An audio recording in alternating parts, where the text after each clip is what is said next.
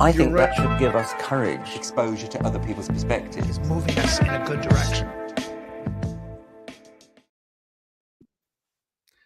Adam, thank you. Why did you write the book Wounded by Faith?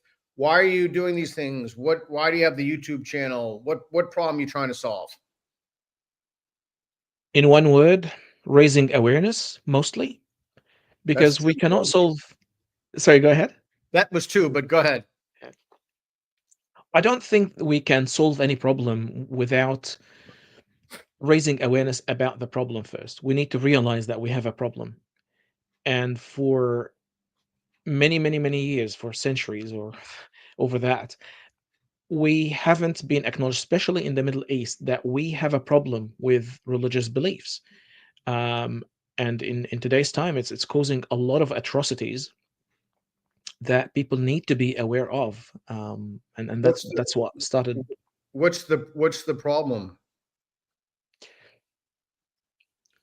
People believe what they believe to be true, and they push it or they shove it down the throats of others.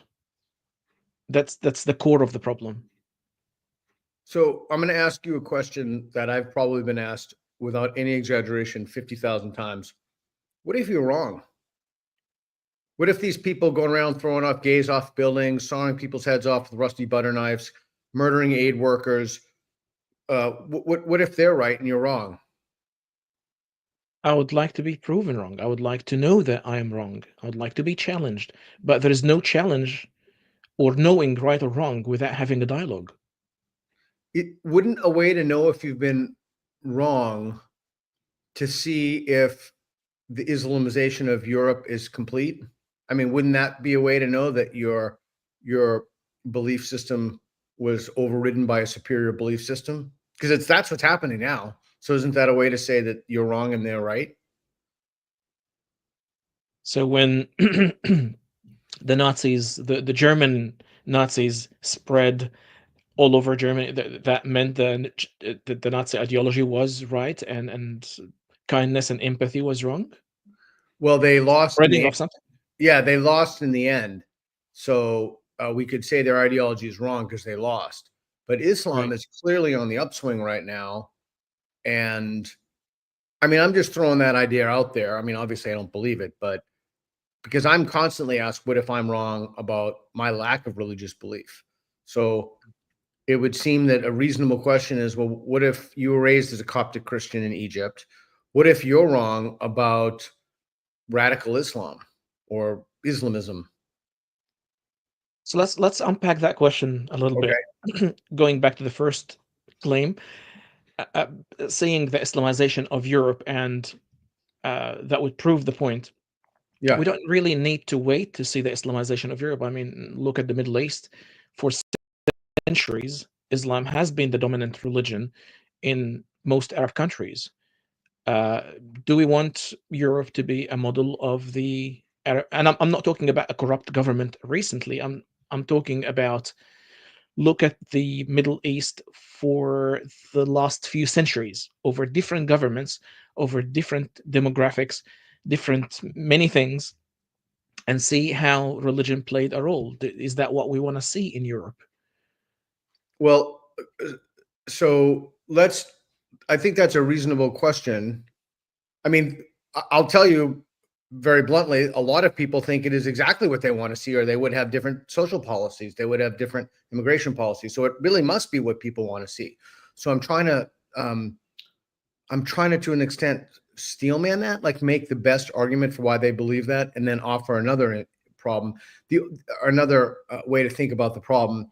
The only reason that somebody would think that the last few centuries of the Middle East have been an abject failure economically, socially, in terms of women's rights, gay rights, any kind of civil rights, scientifically, by virtually any measure of progress in the West, is because all of the measures of progress in the West that we use should be subordinated to Islam. Because if the metric of success is we are producing a lot of Muslims and Islam is surrender, it's the one true faith, then by that metric, the Middle East has been an astonishing success. It's been an unprecedented success.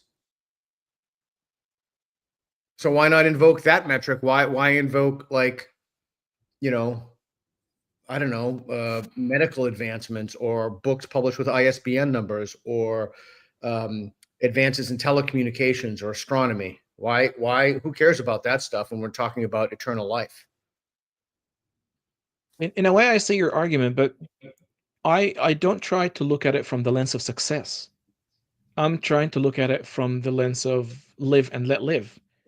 You want to succeed, you want to fail. It's it's about, can I live my best life within the boundaries of law? I'm not seeking to succeed medically or scientifically or in literacy. It's just about, can I live my life normally? You probably heard that saying, you can swing your arm however you can, but that right stops where my nose begins. That's my entire argument. And so you think that, um, do you think, okay, so your Arabic is your first language, is that correct? Correct. And you grew up in Egypt as a Coptic Christian and you read Arabic and you speak it fluently, correct? Yes, Okay. correct. And so you live in Australia now and you have fairly extensive experience with the ideology and the adherents of the ideology. But anything that you could say would be falling on deaf ears to Brussels and the politicians in Europe and the UK, because they've started with the default assumption that everything you've said is incorrect. And what do you think their thinking is? Why do you think that what do you think their thinking is? The Western ear or the Islamic ear in Europe?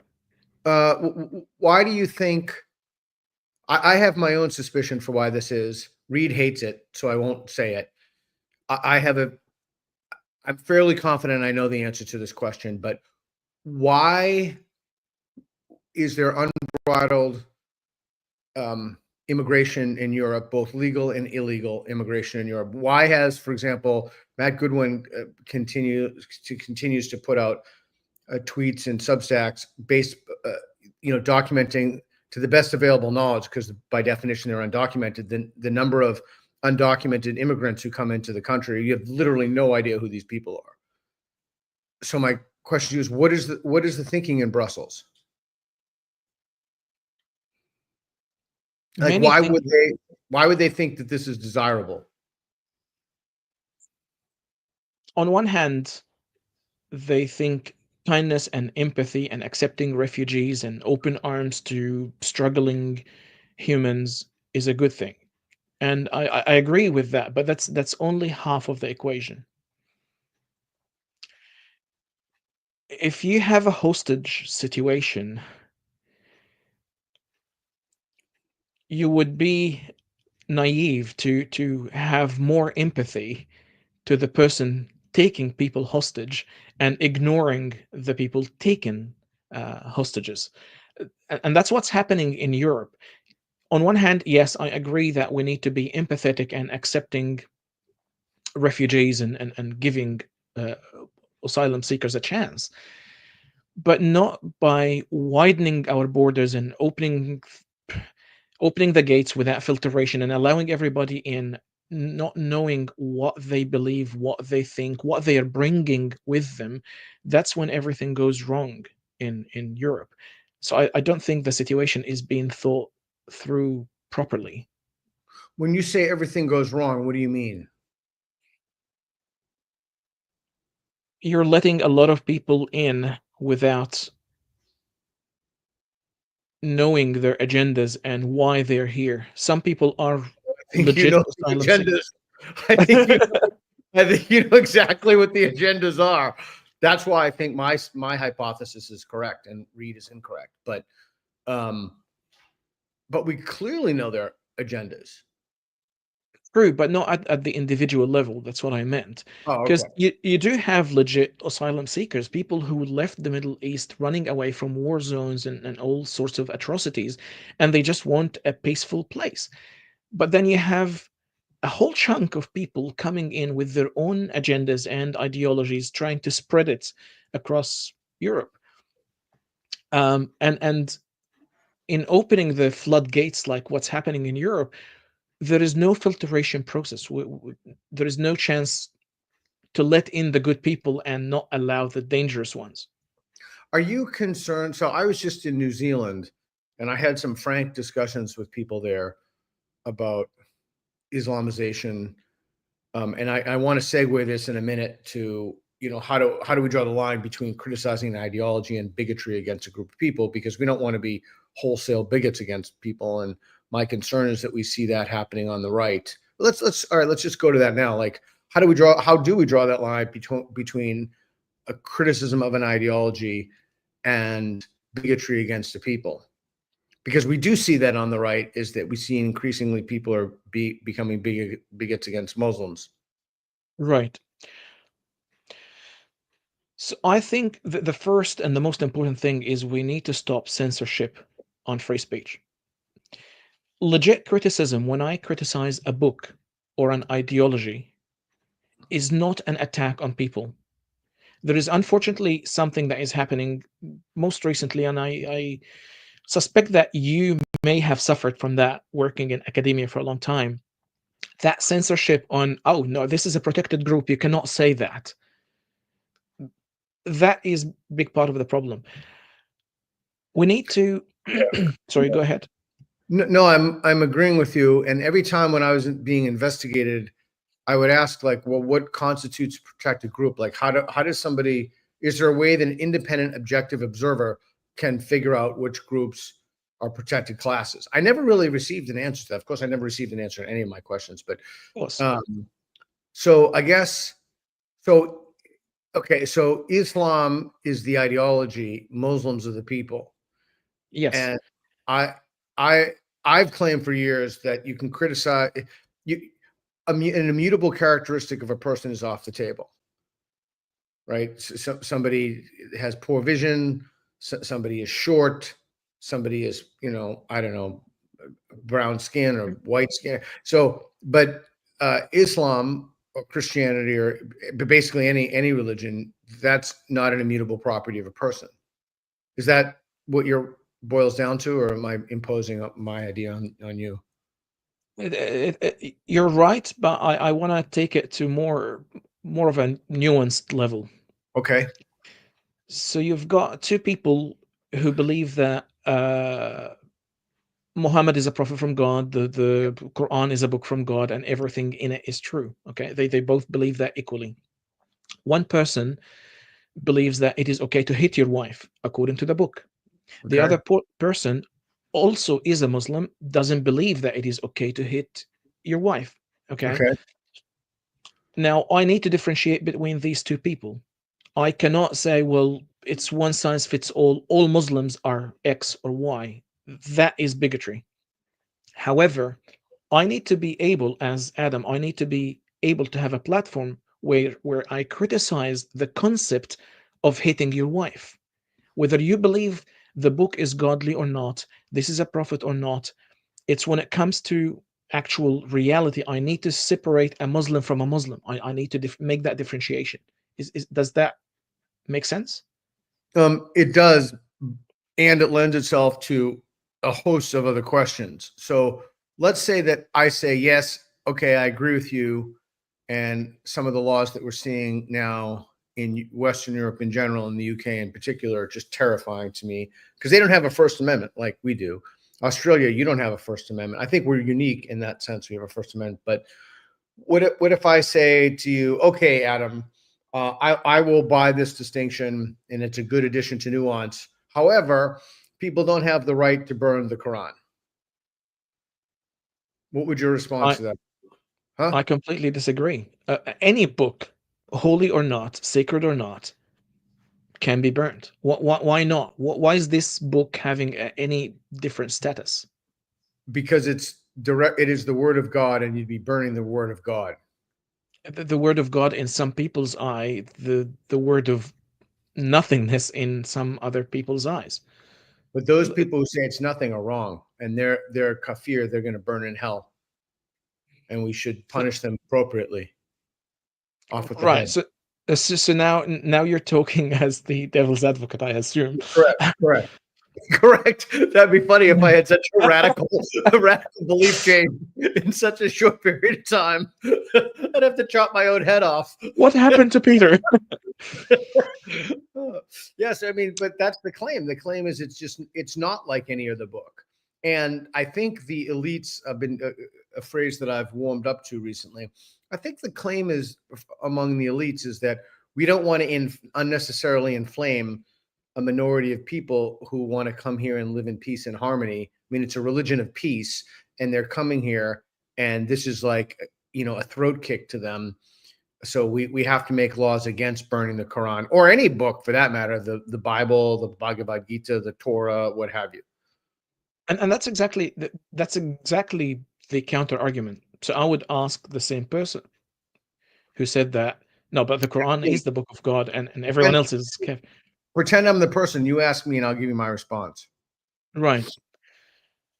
So the question then, is it okay to burn the Hindu book or the Buddhist books? Or No, we can't burn any holy books because that would offend people and hurt their feelings and sow discord among the populace. And we need everybody to live in peace.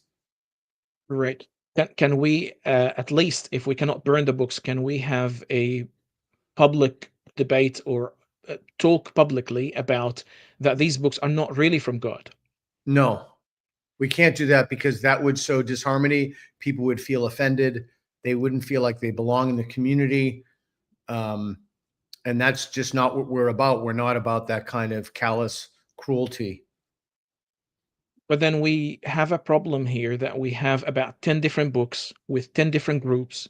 Everyone is claiming that their book is from God and they have to live by what's written in it. And you're saying that we cannot have a conversation about it, we cannot burn it. So how, if that is not disharmony, what is? Well, clearly we can't have a conversation about it because that's why there are laws against it. Every time we've tried to have a conversation about it, certain people have gone berserk. So, I mean, obviously what I'm saying is true, that we cannot have a conversation about it without some people resorting to violence. So we won't have a conversation about it. We'll just acquiesce, and all books will prevent any criticism of religion and any book burning, and everybody will then get along because no one will feel offended. I think that's the thing. I'm pretty sure that's the thinking. Pretty sure. But then again, what happens when one of these books tell you as a commandment that you should go and correct others? Well, I guess the real practical answer is it depends on how many of those groups live in the community. So if the nation state only has one of those people who believes it, it's not a big deal.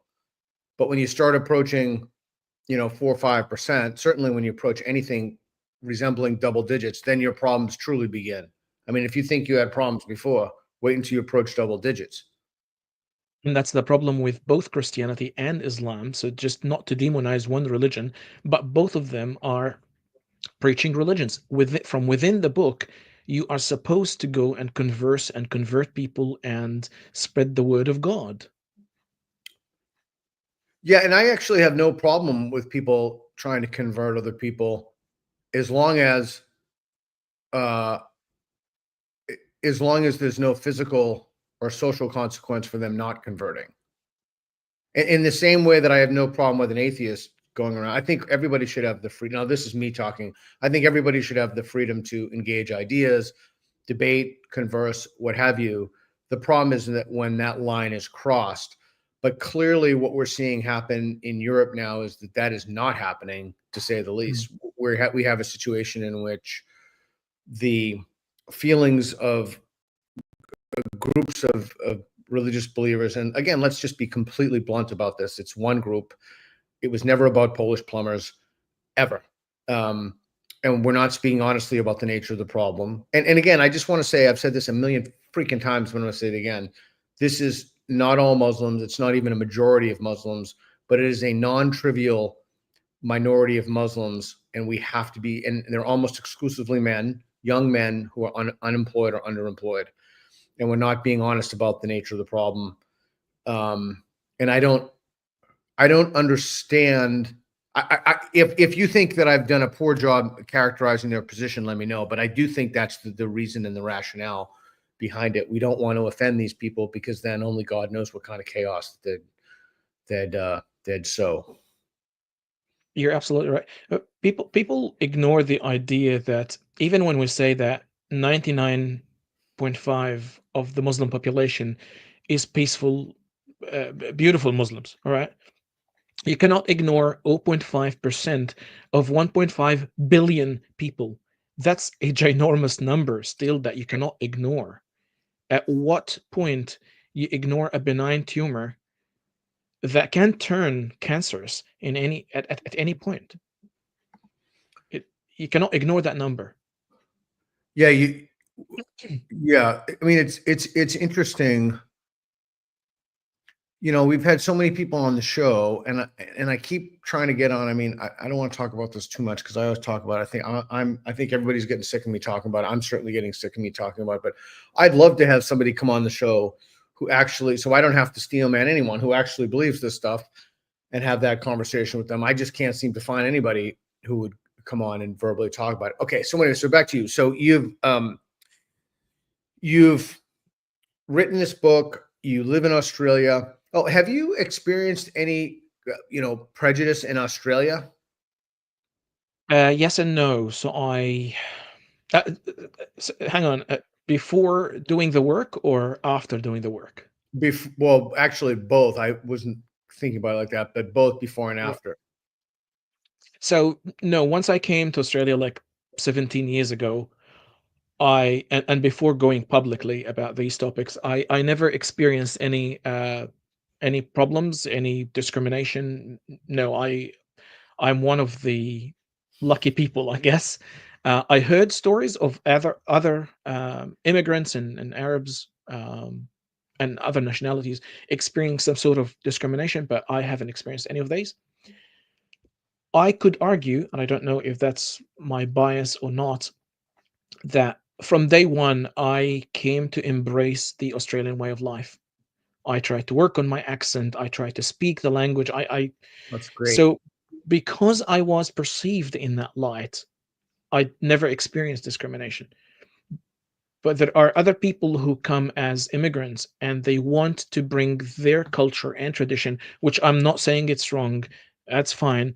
But these are the people that are more likely to face discrimination because they are seen, rightly or wrongly, um, as different.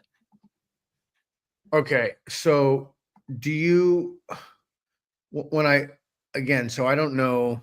It could be that the algorithm is just pushing me certain videos.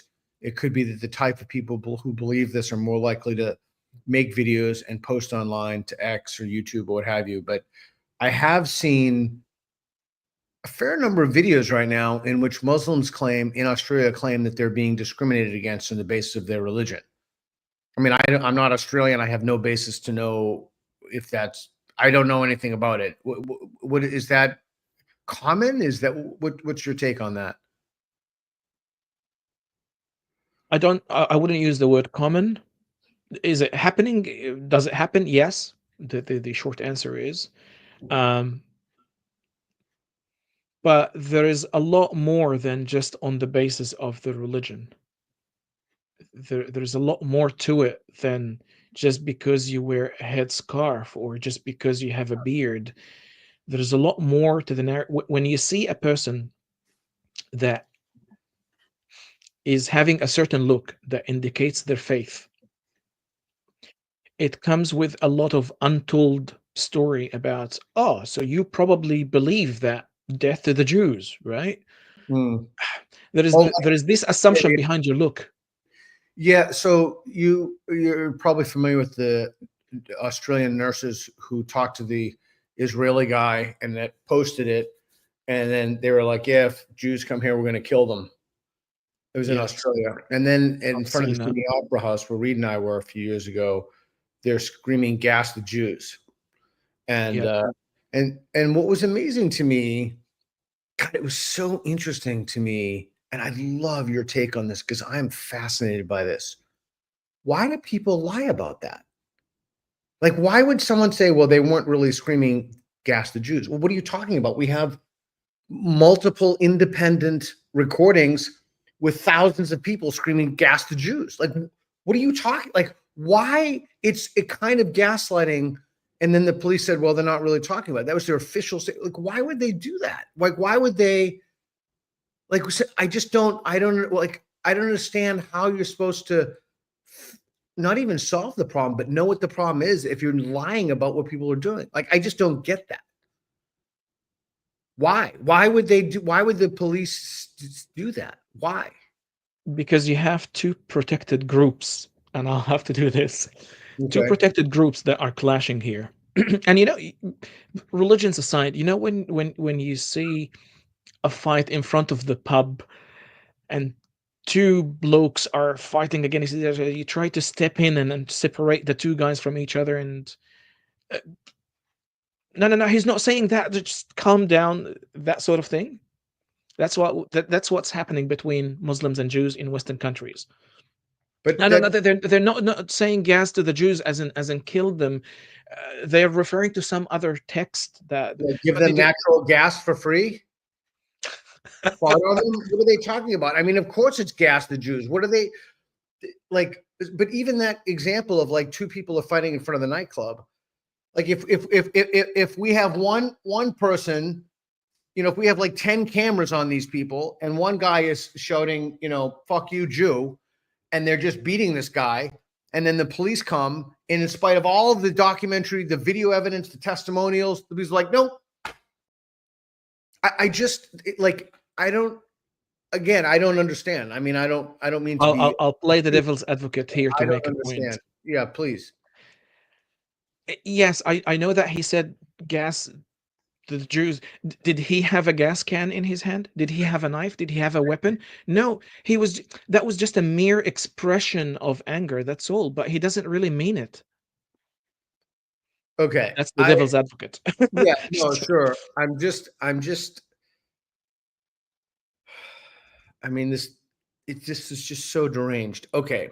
All right. So, because, we mentioned before we got on, Andrew Gold is a good friend of mine. I have several good friends who are Jewish, and well, not only in the U.S. but in Europe, Western Europe, a few in Eastern Europe, but not many. And they tell me that they're worried, and it seems that they have good reason to be worried. I mean, I don't think that that's even remote paranoia, but yet immigration continues unsubsided, and a reasonable person would have to ask why. It is a very reasonable thing to do to ask 100%. why. When Reed and I were in England last year, it was after October 7th, people would put up posters of loved ones, missing, and then every poster I saw was ripped down or partially ripped down. And then we went in the streets, and we thought a good first question, because we thought a lot about what that first question would be, is what do you want the world to know? What do you in these the pro-Palestinian demonstrations? And I thought it was a really good question. We tried to come up with a question that nobody would be offended by or assault us for. And everyone was reading. Correct me if I'm wrong. He's listening to the conversation. I didn't feel threatened at all. I felt zero threatened. Then again, I wasn't carrying an American flag or an Israeli flag. I was just asking them what they wanted the world to know. But okay, so let's just reseat this. So you're in Australia. You grew up for Coptic Christian. You wrote a wonderful book. You have a YouTube channel. And you're doing this because you want people to understand the nature of the problem. Is that correct? Yes. And in one sentence, what is the nature of the problem? And why aren't people understanding what that problem is? The problem is rooted in beliefs. There is a lot more than what meets the eye. So the Western world tend to deal with the problem at a level what they see in front of their eyes. completely ignoring centuries of traditions and beliefs that until you talk about these things and bring them to light, you're dealing with the problem at a surface level. Okay, so if you look at the demographics, and Eric Kaufman and other people have published, they've been on the show, the demographics, you see certain groups having more kids at younger ages. That's something almost no one talks about, the age in which people have kids. And then you see the native or the host populations having fewer kids at older ages. I have argued repeatedly that Western Europe, well, okay, so first of all, I've argued that there's going to be a civil war in Europe. People thought I was utterly insane. And now I just heard Ayan or CLE come out and say that. I've heard other people recently say that.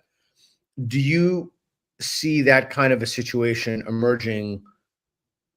I don't want to give you a timeline. I don't want to force you to an answer to that. But do you see that situation in which a significant minority of people revolt against the people in their home country? Do you see that as happening? Potentially, yes. I'm just not sure about the probability of it. Yeah, I've argued repeatedly that I think Europe should surrender now while they have time. And then they just pay the jazeera, the tax. I know that some people think that's crazy, but let's see what they say. So are you a man? So you're a man who has no faith. I would say so. I'm just to avoid a slippery slope here. So yes, I call myself agnostic, right? But in a lot of circumstances, I call myself agnostic deist. Oh, what's Partially that mean? because, uh, partially because, well, for two reasons. I believe in something bigger than us and underline something, not someone. Um, Not necessarily super supernatural, but because I don't know the nature of that, I remain agnostic on the topic. Okay. However, the reason I put the word deist in it, because in my work, I like to avoid the argument, does God exist or not? And let's assume that God exists. Start the argument with me. Did he send prophets and messengers and books? My argument is not. That part I can debate and argue against, but I'm Okay. not interested in the topic, does God exist or doesn't he, she, So it? you're an agnostic. You're an agnostic deist, as opposed to. So you're a theist when it comes to. You're an atheist when it comes to theism. Yes, absolutely. Oh, okay. Okay. Okay. So, and what's the reason you care about this issue as opposed to like anthropogenic global warming or, children with bone cancer or, RFK's additive in foods? Like, why is this issue, why is this more pressing than the other issues?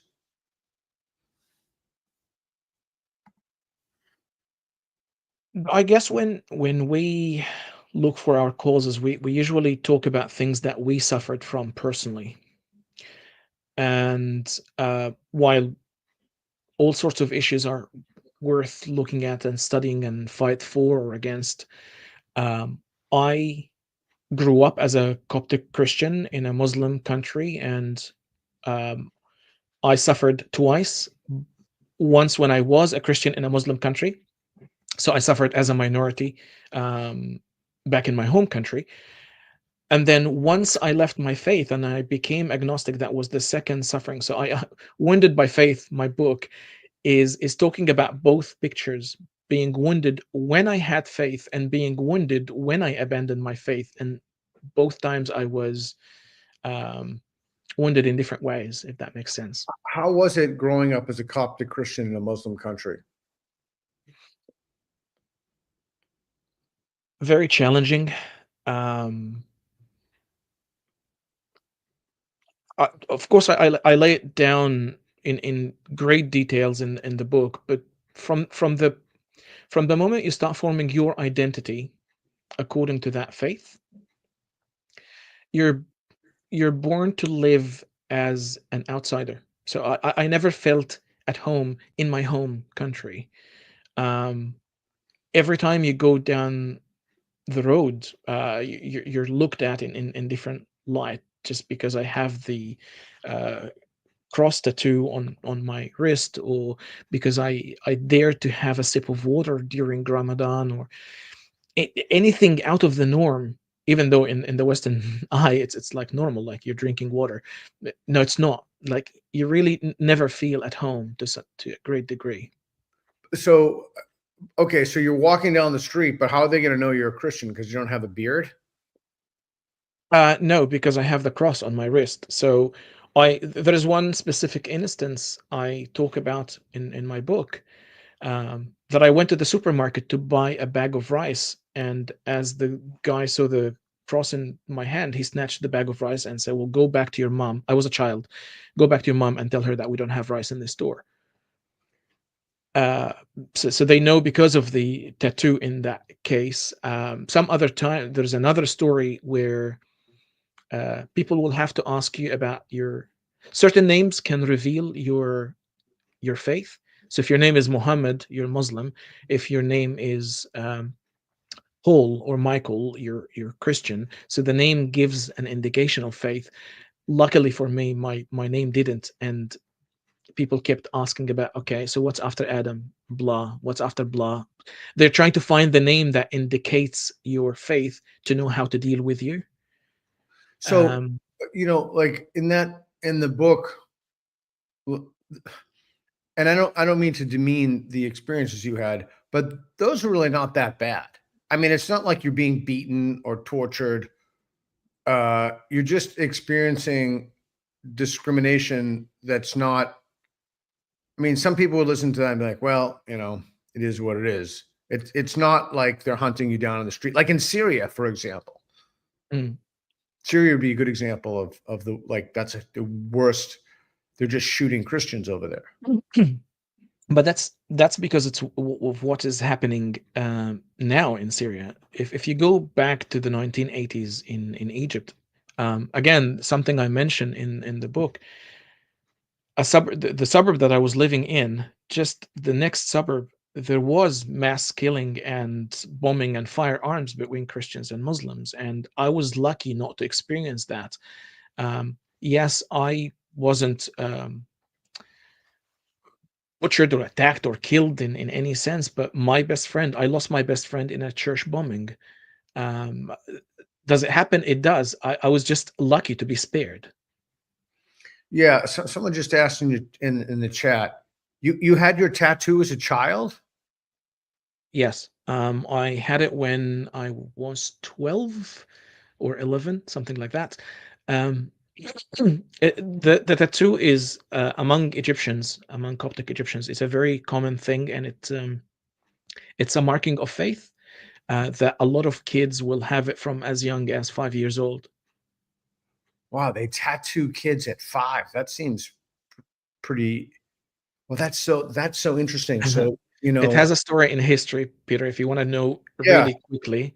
tell So me. centuries and centuries ago, when the Arab invasion happened, or the Islamic conquer of Egypt, a lot of kids were taken. The parents are killed, the kids are taken away. So they developed a tradition where the kids, as soon as they are born or know how to walk, they tattoo them with the cross.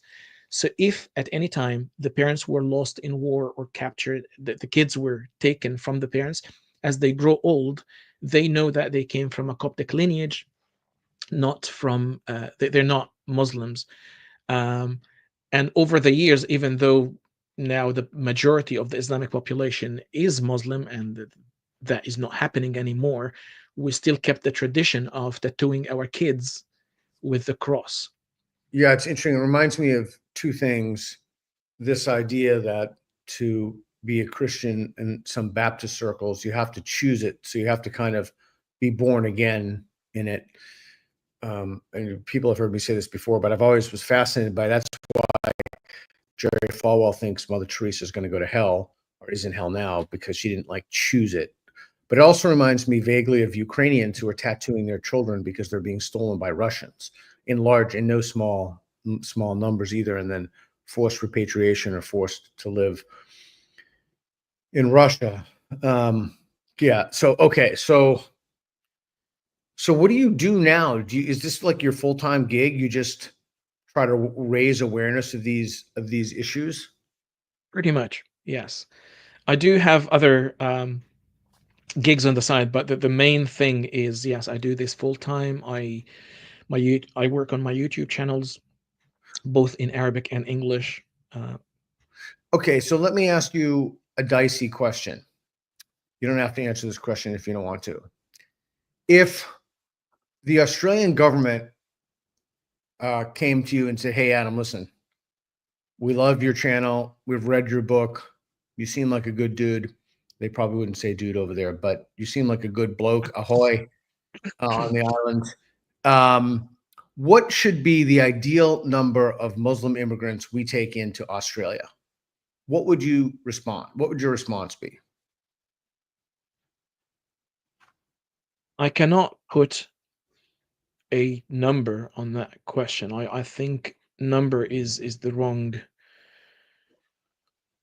approach. Honestly, Peter, I hate to look at an immigration application and I look at it, hang on, this guy is a Muslim, that I need to treat this application in a different way. That is already bigotry. I hate that. So you okay? Well, what if I said to you, "Hey, listen, at same situation. I'm the government counsel. We've hired you, paid gig, and we said, okay, so listen, what should be the ideal number of like?" Okay, let me ask you actually a more difficult question. We've decided that we're going to take in 1 million refugees a year. What percentage of those should be Sikhs? What percent should be Coptic Christians? What percentage of those should be from the Muslim world, or more specifically Muslims? Are you comfortable giving a breakdown, or do you think that even thinking about that question that way is kind of fallacious?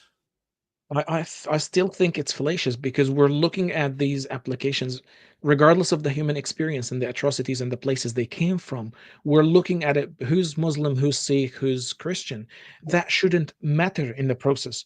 What really should matter to me, in my own opinion, Yeah.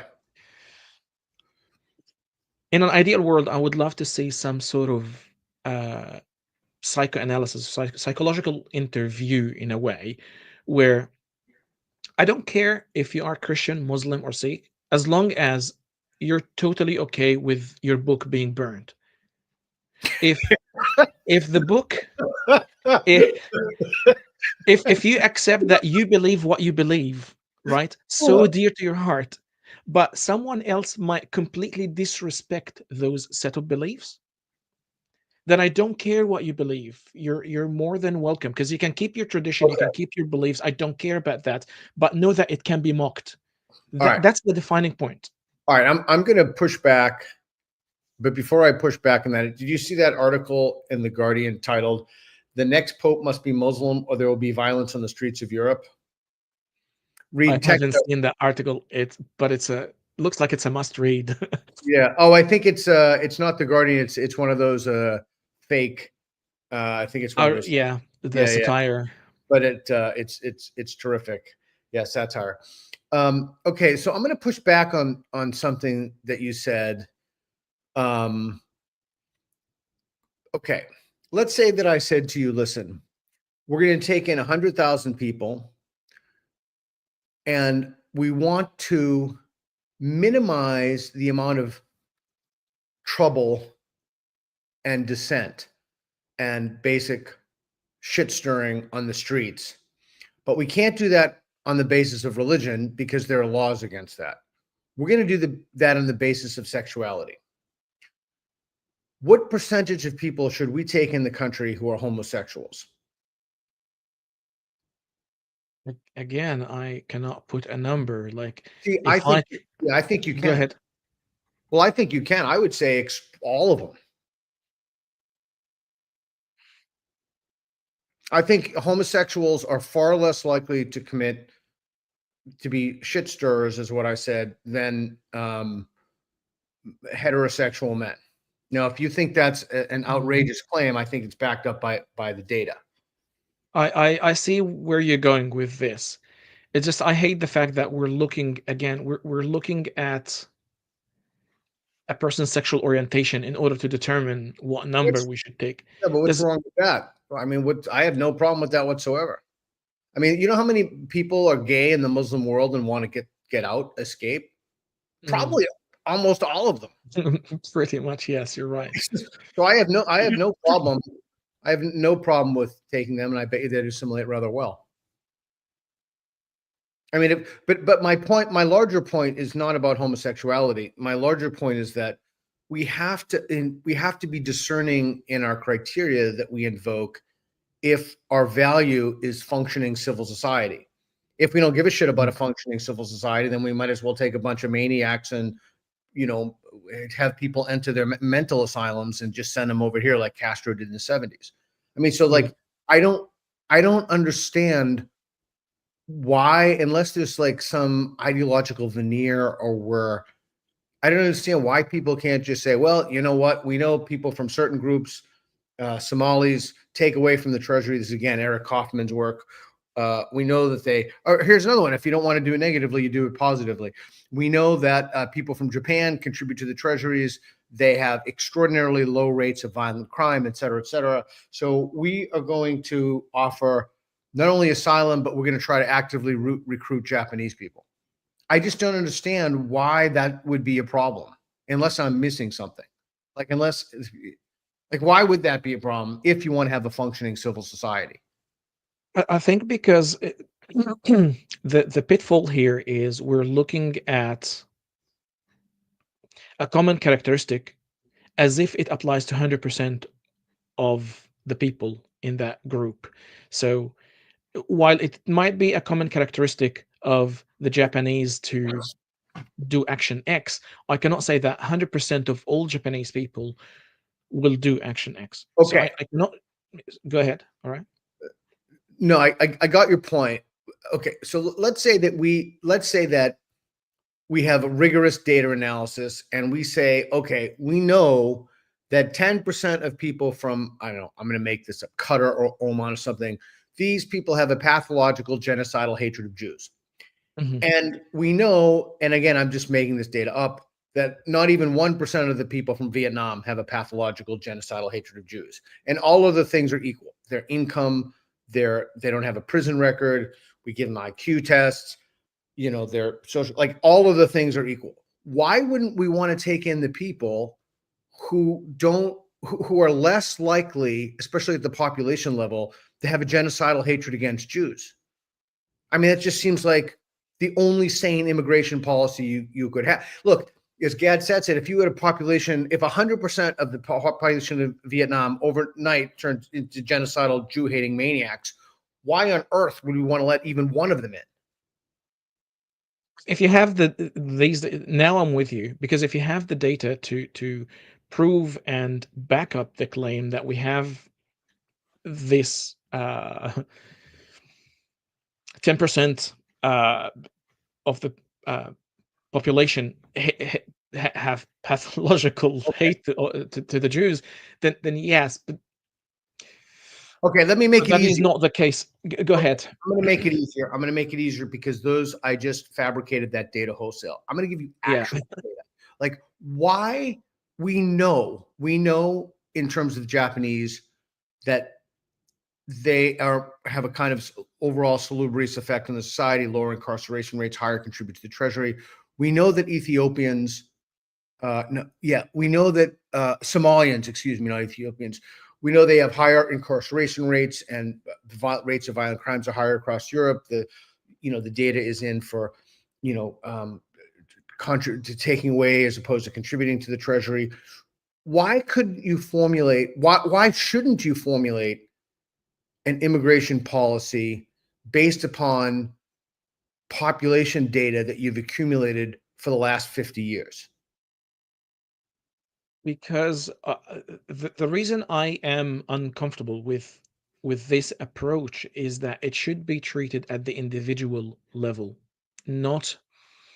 I cannot say, well, no, I cannot take any Ethiopians because 10% of them or 20%, X percent behave in a certain way, because that one single Ethiopian guy that we might take in might be a completely one of the best scientists, and he has Sure. no issues whatsoever, no hate, no. Doesn't want to kill Jews, totally reasonable person. Okay. So, Exactly. somebody in the chat just said it's cultural. Okay, great. Then we don't take people from cultures that are more likely to have a higher incidence of violent crime, and we take people. Yeah, I can't pronounce that. There, Els and something. I'm against all religions, but I don't think it would change anything if you somehow erase their religion. It's cultural. Okay, great, fine. I'll give it to you 100%. I'll totally give it to you. Great. So we're not going to take. We're not going to take people from X country. Nothing to do with their religion, nothing to do with their skin color. We just have 50 years of data showing this is a truly terrible idea. Great. You want to say it's cultural? Fantastic. We're not going to take them. Shouldn't a country have a right to determine who comes into its borders and who does not? Agreed, totally.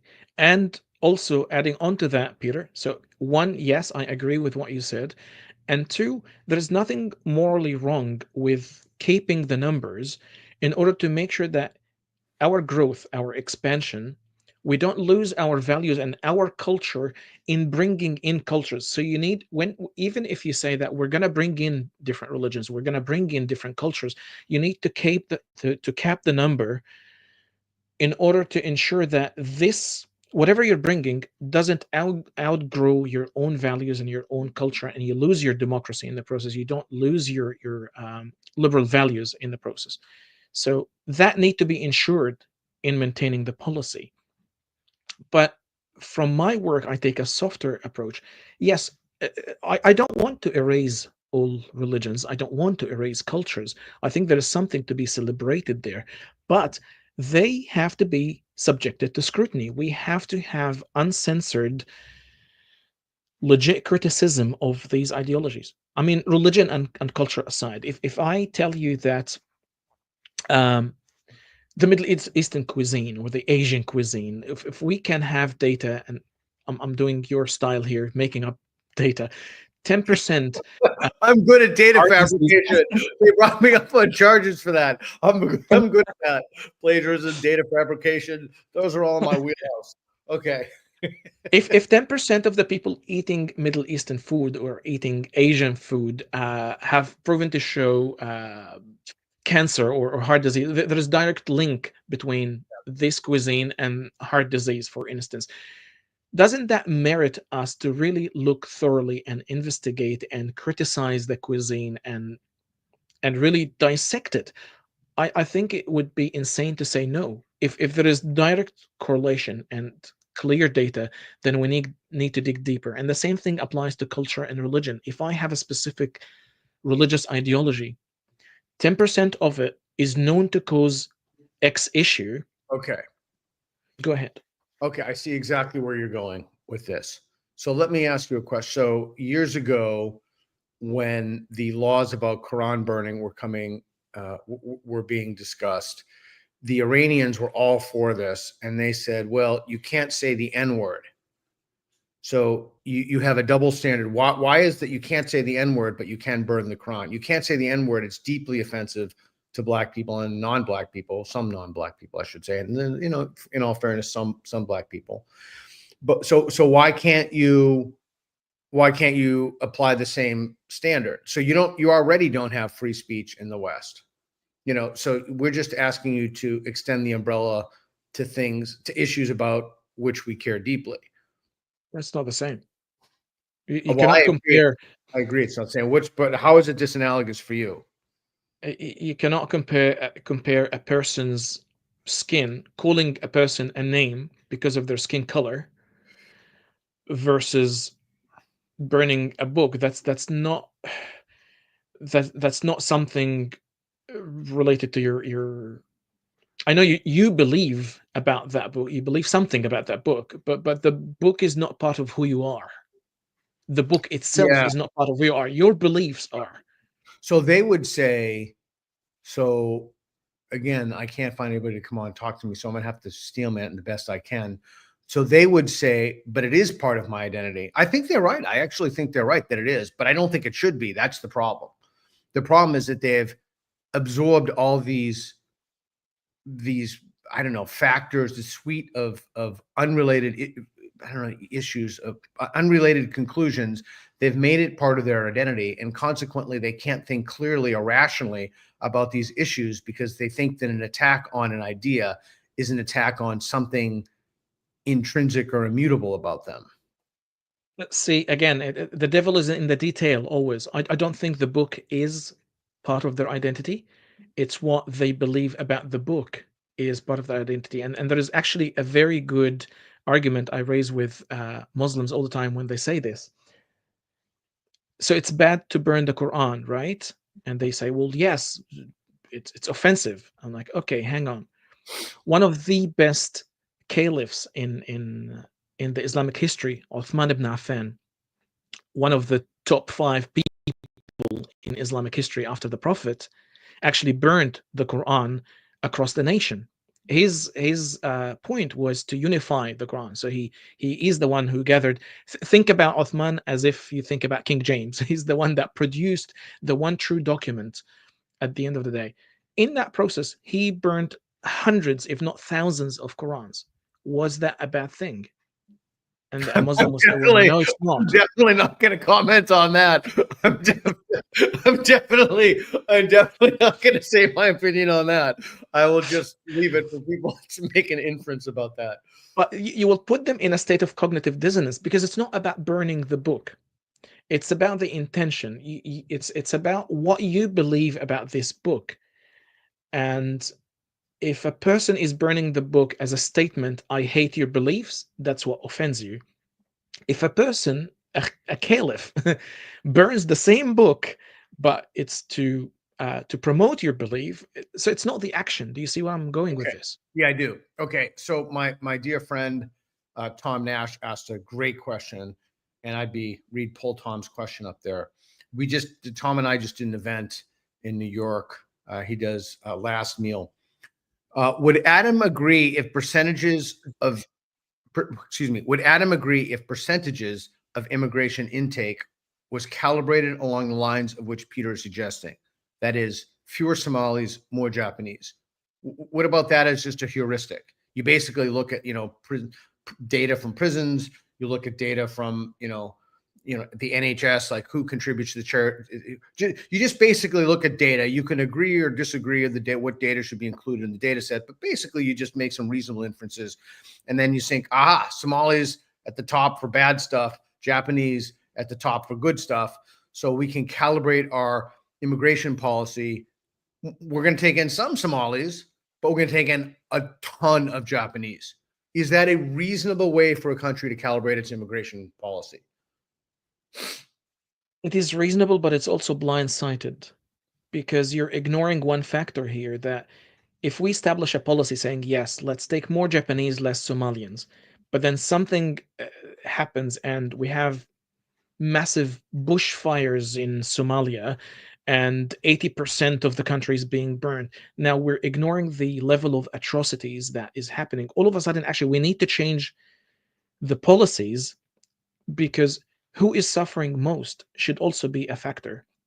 Not only what benefits our country, that is a very important metric, what benefits our country.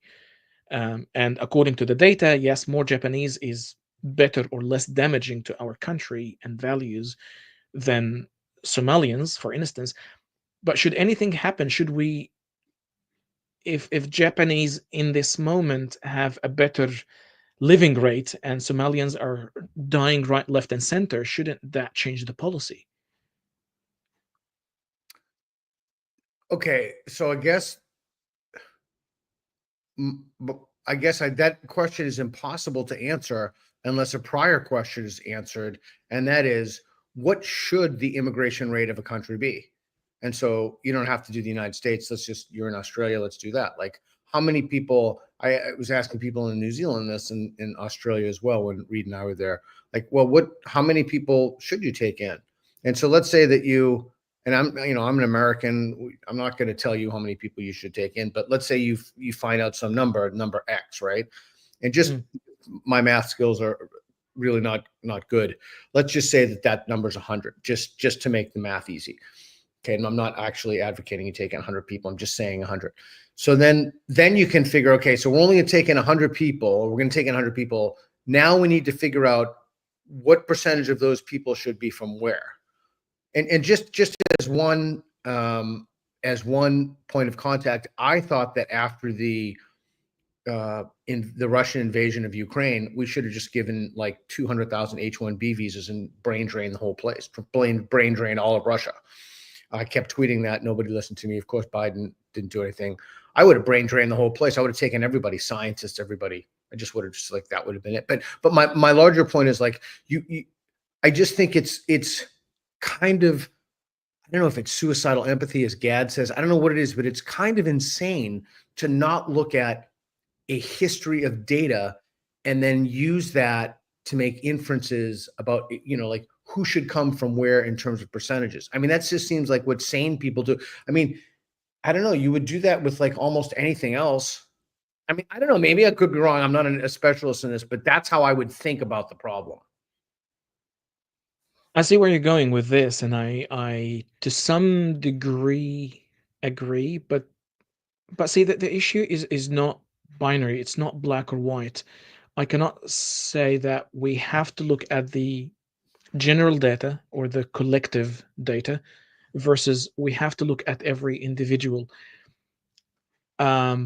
It would be absurd and a bit stupid not to look at historical data and determine who we bring in and who's not.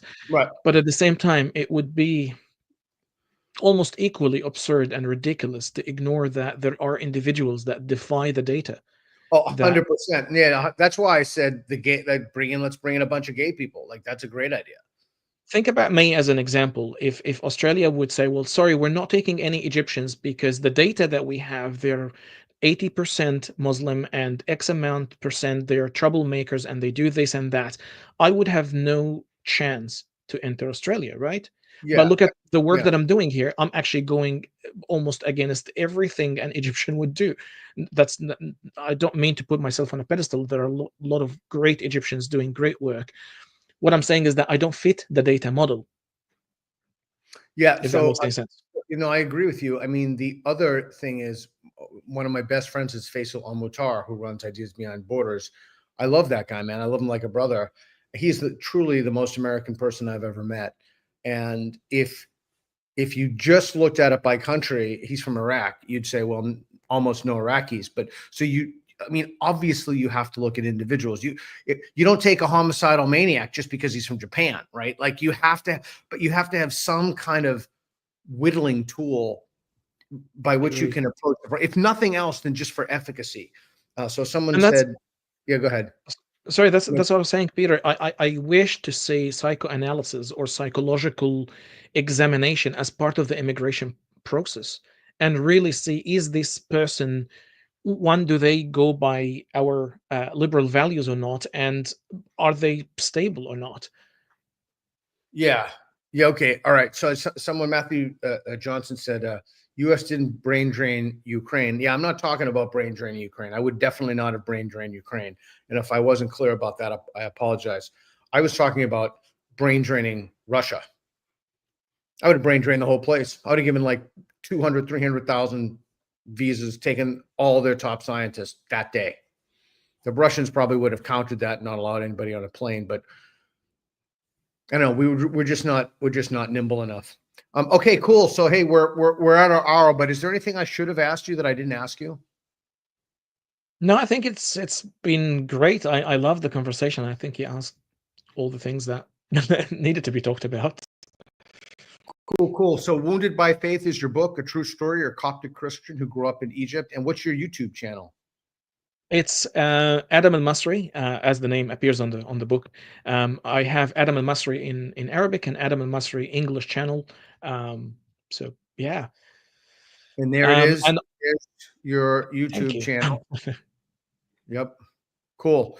Well, thanks for coming. Keep your browser open. Thanks for having a conversation with me, man. I appreciate it, Adam. And I loved your book and I appreciate the work you're doing. I think it's extremely important. And I wish you the best of luck. Thanks everybody for coming, and of course, thanks for Reed for doing what he does. I was going to make a really bad joke, doing what he does best, but I'm not going to tell you what Reed does best. But thank you, Reed, for doing this today. All right, thanks everybody. Keep your browser open and hang out, and I'll talk to you for a bit afterwards. Thank you, Peter.